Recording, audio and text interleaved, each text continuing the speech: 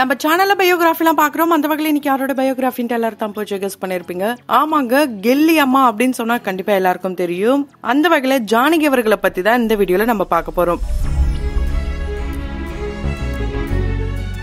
இவங்களை பத்தி பாக்குறதுக்கு முன்னாடி இது வரைக்கும் யாரெல்லாம் நம்ம சின்ன சமூகம் சேனலை சப்ஸ்கிரைப் பண்ணலையோ அவங்க எல்லாரும் மறக்காம சப்ஸ்கிரைப் பண்ணிட்டு பக்கத்துல இருக்க பெல் ஐக்கனையும் பிரஸ் பண்ணிடுங்க. தளபதி விஜய் அவர்களை பார்த்து போய் குளிடா அப்படின்னு சொல்ற அந்த ஒரு டயலாக் இப்ப வரைக்கும் ரொம்ப ரொம்ப ஃபேமஸா போயிட்டு இருக்குன்னே சொல்லலாம். ஏன்னா கிட்டத்தட்ட 20 வருஷத்துக்கு அப்புறமா கில்லி படத்தை இப்போ தியேட்டர்ல ரீ-ரிலீஸ் பண்ணிருக்காங்க. இந்த படத்துக்கு அப்ப கிடைச்ச வரவேற்பை விட இப்ப ட்ரிபிள் மடங்கு கிடைச்சிருக்குன்னு தான் சொல்ல முடியும். ஒவ்வொரு நாட்டிலயுமே இந்த படத்தை அப்படி கொண்டாடிட்டு வராங்க.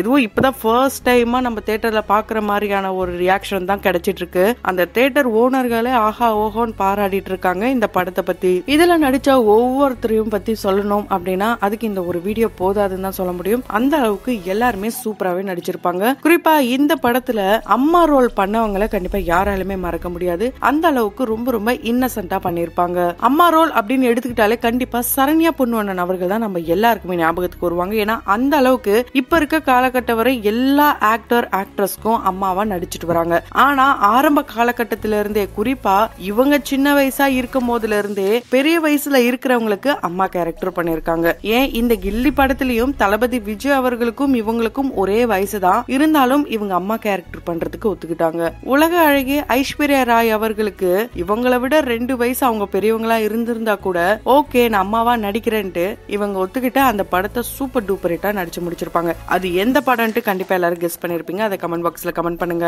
சோ இவங்களை பத்தின இன்ட்ரெஸ்டிங்கான விஷயங்கள் தான் பார்க்க போறோம். சோ இவங்க யாரு, இவங்க எப்படி இந்த இண்டஸ்ட்ரிக்குள்ள வந்தாங்க, இவங்களுடைய ஃபேமிலி, இது எல்லாத்தையும் பத்தி தொடர்ந்து இந்த வீடியோல பார்க்கலாம். இவங்கள ஒரு ஆக்ட்ரஸா நம்ம எல்லாருக்கும் தெரியும். சமீபத்துல சோசியல் மீடியாவை ஃபாலோ பண்ற ஒவ்வொருத்தருக்கும் தெரியும் இவங்க ஒரு ஆத்தர் அண்ட் ரொம்ப நல்லாவே ஒரு ஸ்டோரி டெல்லராவும் இருக்காங்க.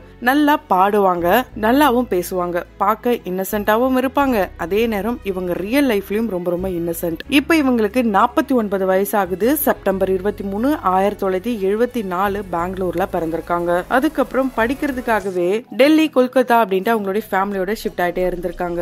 ஆரம்பத்துல கொல்கத்தால இருக்க கார்மல் ஸ்கூல்ல தான் இவங்க அவங்களுடைய ஸ்கூலிங்க கண்டினியூ பண்ணிருக்காங்க. அதை தொடர்ந்து DTEA senior secondary school new டெல்லிக்கு ஷிஃப்ட் ஆகுறாங்க. அதுக்கப்புறம் பொலிட்டிக்கல் சயின்ஸ் UG பண்றாங்க. Ladies Shriram college for women டெல்லியில தான் படிக்கிறாங்க. அதே டெல்லியில தான் ஜாமியா மில்லியா அப்படின்ற காலேஜ்ல மாஸ் கம்யூனிகேஷன் PGயும் முடிக்கிறாங்க. படிப்புனா இவங்களுக்கு அந்த அளவுக்கு பிடிக்குமாம். அதுக்கு முக்கிய காரணம் இவங்களுடைய அப்பா தானாம். இவங்க அப்பா ஒரு ஸ்டோரி டெல்லராங்க. அந்த அளவுக்கு சூப்பரா ஸ்டோரிய சொல்லுவாராம். அண்ட் ஒரு மோட்டிவேட்டர் கூட சொல்லலாம். இவங்களுக்கு 6 வயசு இருக்கும் போது அவங்களுடைய டீச்சரை இவங்களுக்கு ரொம்ப ரொம்ப பிடிக்குமாம். அவங்கள தான் இவங்க இன்ஸ்பயர் பண்ணி வீட்டுக்கு வந்ததும் அவங்க படிக்கிறாங்களோ இல்லையோ டீச்சர் எப்படி பாடம் நடத்துவாங்களோ அந்த மாதிரி யாருமே இல்லாத ஒரு ரூம்ல டீச்சர் மாதிரி பேசுவாங்களாம், பிஹேவ் பண்ணுவாங்களாம். அப்ப டீச்சர் ஆகணும் அப்படின்ற ஒரு ஆசை கூட இருந்ததாம். அதுக்கப்புறம் ஸ்கூல்ல ஒரு காம்படிஷனும் நடக்குது. அந்த காம்படிஷன்ல நம்ம வின் பண்ணுவோமா இல்லனா வின் பண்ண மாட்டோமா அப்படின்ற ஒரு பயத்தோடயே இருந்திருக்காங்க. ஆனா இவங்களுடைய அப்பா ஒரு காம்படிஷன்ல நம்ம கலந்துக்கிறது தான் ரொம்ப முக்கியம். வின்னிங், லோசிங் இது எல்லாமே செகண்டரி தான். ஃபர்ஸ்ட் ஆஃப் ஆல் நம்ம அதை எப்படி எதிர்கொள்றோம் அது ரொம்ப ரொம்ப முக்கியம். நீ எல்லாத்திலயுமே பார்ட்டிசிபேட் பண்ணணும்னு அவர் சொன்ன ஒரே காரணத்தினால சின்ன வயசுல இருந்து அவங்க காலேஜ் படிக்கிற வரைக்கும் ஏன் இப்ப வரைக்கும் எந்த ப்ரோக்ராம் வந்தாலுமே அவங்க பார்ட்டிசிபேட் பண்ணுவாங்களாம். அது சின்னதா இருக்கலாம், பெருசா இருக்கலாம். ஜெயிக்கிறோம் தோக்குறோம் இதை எதை பத்தியுமே யோசிக்காம அவங்க அப்பா சொன்னதுனால இவங்க செஞ்சிருக்காங்க. ஆரம்பத்துல கொல்கத்தால இருந்திருக்காங்க. அதுக்கப்புறம் டெல்லிக்கு ஷிஃப்ட் ஆயிருக்காங்க. மேரேஜுக்கு அப்புறம் பாத்தீங்கன்னா பாம்பேக்கும் போயிருக்காங்க. இவங்க ஸ்டேஜ் தியேட்டர் ஆர்டிஸ்டாவும் இருந்திருக்காங்க. நிறைய டிராமாஸ் எல்லாம் போட்டுட்டு இருக்காங்களாம். அப்பதான் இவங்களை பத்தி நிறைய மாடலிங் ஃபீல்ட்லயும் வளர்ந்துட்டு வரும்போது ஒரு பத்திரிகையில இவங்கள இன்டர்வியூ எடுக்கிறாங்க.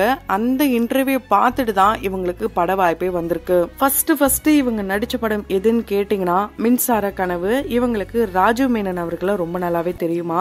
ஏன்னா இவங்க ஒரு அசிஸ்டன்ட் டைரக்டரா இருந்திருக்காங்க. PC ஸ்ரீராம் அவர்கள் கிட்ட ஆட் ஷூட் எல்லாம் பண்ணி இருந்திருக்காங்க. இந்த மின்சார கனவு இந்த படத்துல கஜோல் அவர்கள், அரவிந்த் சுவாமி அவர்கள், பிரபுதேவா அவர்கள், நாசர் அவர்கள் இப்படி பல நட்சத்திர பட்டாலுமே இணைஞ்சு நடிச்சிருப்பாங்க. பாடல்கள் எல்லாமே ரொம்ப ரொம்ப ஹிட்டான பாடல்கள். இதுல இவங்க நன்னா அப்படின்ற ஒரு சிஸ்டர் ரோல பிளே பண்ணிருப்பாங்க. அதை தொடர்ந்து இவங்களுக்கு கிடைச்ச ஃபர்ஸ்ட் வாய்ப்பு பாத்தீங்கன்னா சங்கர் அவர்களுடைய ஜீன்ஸ் படத்துல அம்மா கேரக்டர் தான் கிடைச்சிருக்கு. அப்ப பாத்தீங்கன்னா அந்த ரோல்ல ரொம்ப நல்லாவே நடிச்சிருப்பாங்க. சொல்லுவாங்க. லக்ஷ்மி அவர்கள் கூட அவங்கள பார்த்து என்னம்மா நீ பொய் சொல்லுவியான்னு கேட்பாங்க. அதுக்கு அவங்க சொல்லுவாங்க, நான் பொய்லாம் சொல்லுவேன் அத்தை, ஆனா விரதம் இருக்கிற நாள் மட்டும் நான் பொய் சொல்ல மாட்டேன் அப்படின்னு சொல்லும் போது அவங்களும் கேட்பாங்க, அது எந்தெந்த நாள்மான்னு கேட்டா திங்கக்கிழமையில இருந்து ஞாயிற்றுக்கிழமை வரைக்கும் ஒவ்வொரு கடவுளுக்கும் விரதம் இருப்பாங்க.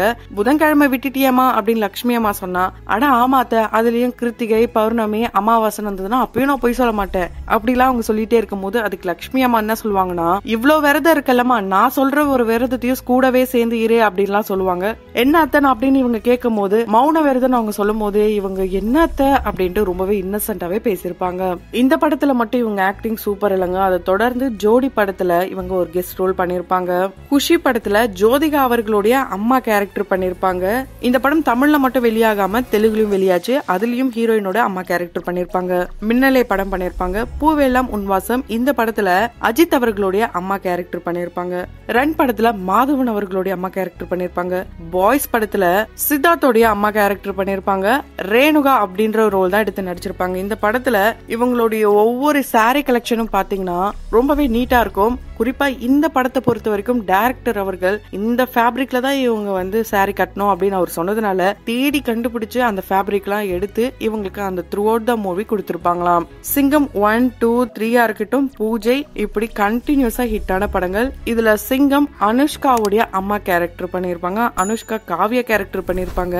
அனுஷ்கா வந்து அம்மா அப்பா நல்லவரா கெட்டவரா அப்படின்னு கேட்கும் போது தெரியலையேமா அப்படின்னு சொல்ற டயலாக்கா இருக்கட்டும். ஹீரோவை பத்தி பேசும்போது காவியா இனி மல்லிகை சாமா எல்லாமே வீட்டுக்கே வந்துடும்ல அப்படின்னு அவங்க சொல்ற விதமா இருக்கட்டும். இதெல்லாம் தாண்டி அவங்களுக்கு கில்லி அம்மான்னு சொன்னாதான் ரொம்ப ரொம்ப பிடிக்குமாம். ஏன்னா விஜய் அவர்களுக்கும் இவங்களுக்கும் ஒரே வயசா இருந்திருந்தா கூட ஆரம்பத்துல ஜீன்ஸ் படத்துல நடிக்க மாட்டேன்ட்டு சங்கர் அவர்கள்கிட்ட சொல்லிட்டாங்களாம். நான் எப்படிங்க அம்மா ரோல் எல்லாம் பண்ண முடியும் அப்படின்னு கேட்டதுக்கு, அம்மானா ரொம்ப எங்காலாம் இருக்க கூடாதா, எப்பவுமே வயசானவங்களா அழுதுகிட்டே தான் இருக்கணுமா, நீங்க அதை பிரேக் பண்ணுங்க அப்படின்னு சொல்லி சங்கர் அவர்கள் சொன்னதுனாலதான் அவங்க அம்மா ரோலே எடுத்தாங்களாம். அப்ப கூட அம்மா ரோல் பண்ணும்போது ஐஸ்வர்யா ராயோட இவங்களுக்கு வயசு 2 வயசு கம்மியா நிறைய பேர் மீம்லாம் கூட கிரியேட் பண்ணாங்களாம். சின்ன பொண்ணுலாம் ஐஸ்வர்யா ராய்க்கு அம்மாவா அப்படிலாம் கூட கேட்டாங்களாம். ஒரே வயசுலதான் இந்த கில்லி படத்துல நடிச்சாங்கன்னு நினைக்கும் போது ரொம்பவே ஷாக்கிங்கா இருக்குன்னு தான் சொல்ல முடியும்.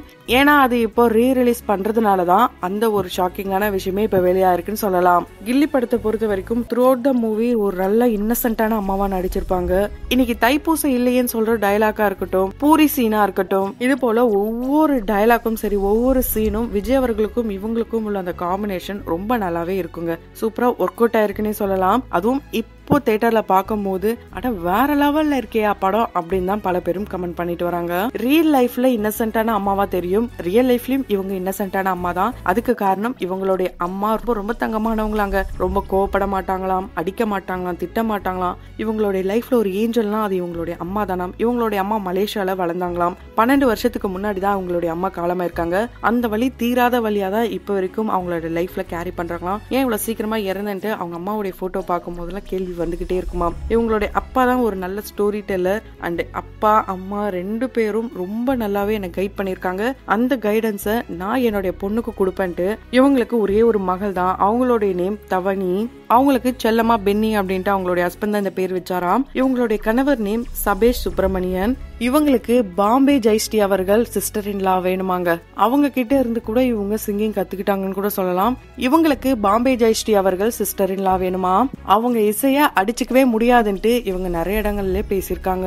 இவ்வளவு படங்கள்ல அம்மாவா நடிச்ச இவங்க சூர்யா அவர்களுடைய அயன் படத்துல அம்மா ரோல்ல இருந்து கொஞ்சம் விலகி வித்தியாசமான ரோல் நடிச்சிருப்பாங்க.